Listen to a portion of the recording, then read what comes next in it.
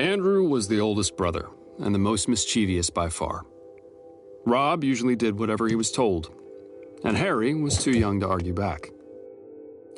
"Did you ever hear the story of the knocker?" Andrew asked in a sinister tone. "The knocker?"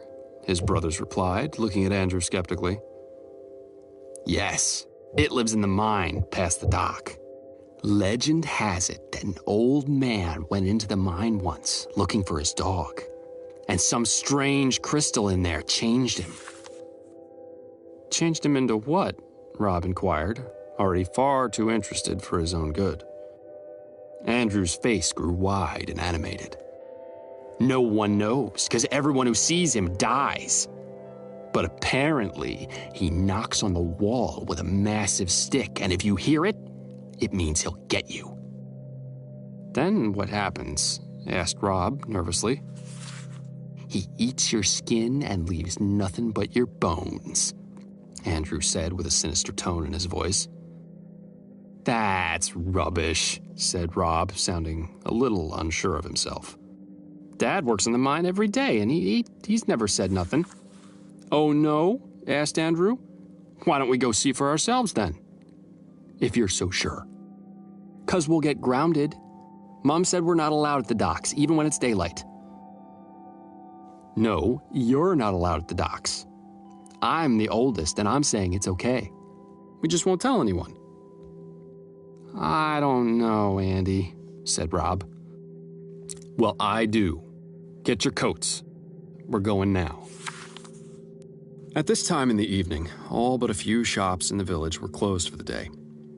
Andrew and his two very worried-looking brothers had made their way past all the other houses and were about to cross the village and head down to the dock.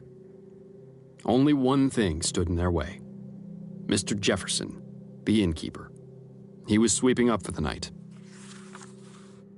The whole town knew how much pride he took in his work. He might be there for a while. "It's no good. We'll have to go home," said Rob, glad the adventure was over. "Rubbish," barked Andrew. "Let's just wait. It's either that or we can go the long way round by the river." "I can't be bothered with all that," Rob sighed. "The knocker won't mind what time we get there," said Andrew. Rob frowned, feeling a bit silly that he was so taken in by the story and had agreed to come in the first place. Andrew turned to Harry, his face looking very serious now. "You'll have to go home, little man," he said, winking so that Rob couldn't see. "That's not fair. Why does he get to go and I don't?" moaned Rob. "'Cause he's too young to be out this late. Besides, we might be a while and he can help us sneak back in later." "Right. Off you go," Andrew pushed, winking again and then whispering into Harry's ear. "Just remember where we said." "Okay, Andy," he said trustingly. And so off little Harry ran, leaving just the two of them. As soon as Mr. Jefferson was finished, both boys began to make their way down to the docks. The dock was full of boat parts and cranes, old buoys, fishermen's gear, a creepy setting in the dark. Andrew lit an old oil lamp and gave it to Rob to hold. "Here, take this and tell me if you see it. We're almost there." There was an old mine entrance that hadn't been used for many years and had partially collapsed at some point, leaving only 30 yards or so still accessible.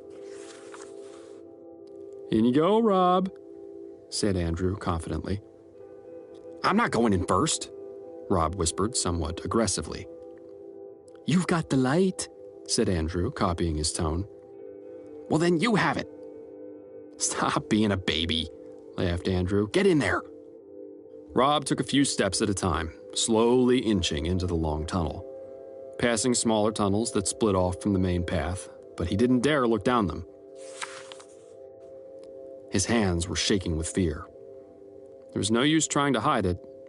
The lamp handle was rattling and the light was dancing all over the place, making it look far more scary than it actually was. "You okay?"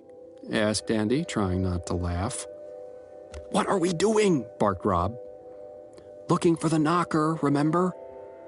"He must not be here," Andrew offered disappointedly. "How do you know?" whispered Rob.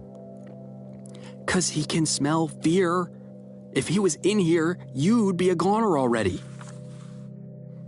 At that moment, 3 loud bangs echoed through the whole mine shaft. "Oh, crap!"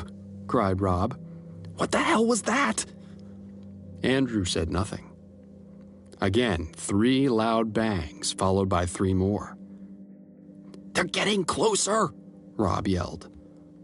More banging and more banging. Rob felt paralyzed, and Andrew just stood behind him, saying nothing.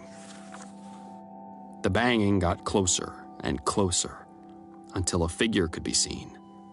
Something. What was it? Moving closer and closer, banging all the time. "Oh, God! What are we going to do?" cried Rob.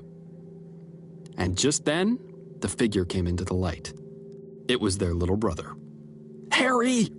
yelled Rob. Andrew fell to the floor laughing. "That was priceless, Rob."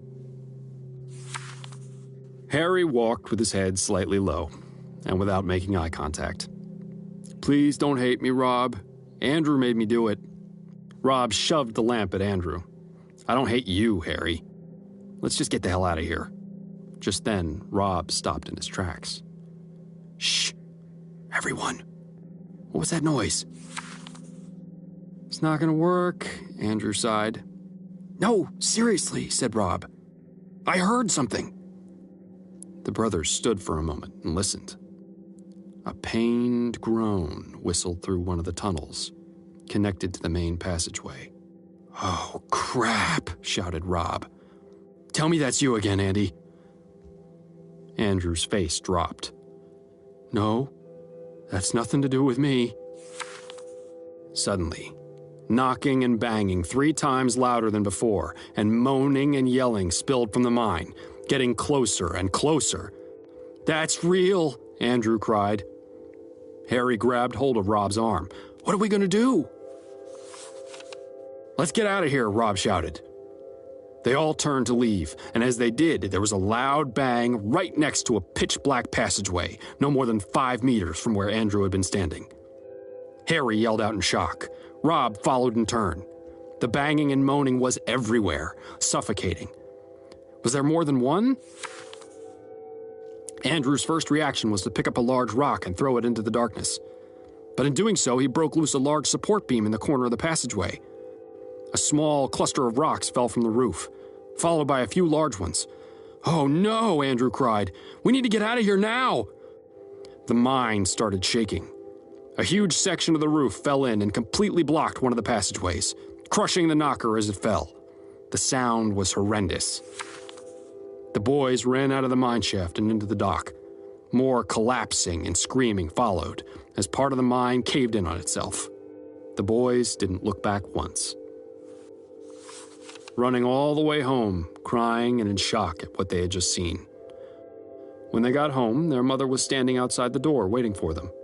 "And where on earth have you been?" she asked with a disappointed tone, as if I didn't already know. "Mom, I'm sorry," cried Andrew. "We went to the mine by the dock and there was—" "What have I told you about going down there?" she interrupted. She could see how shaken up they were.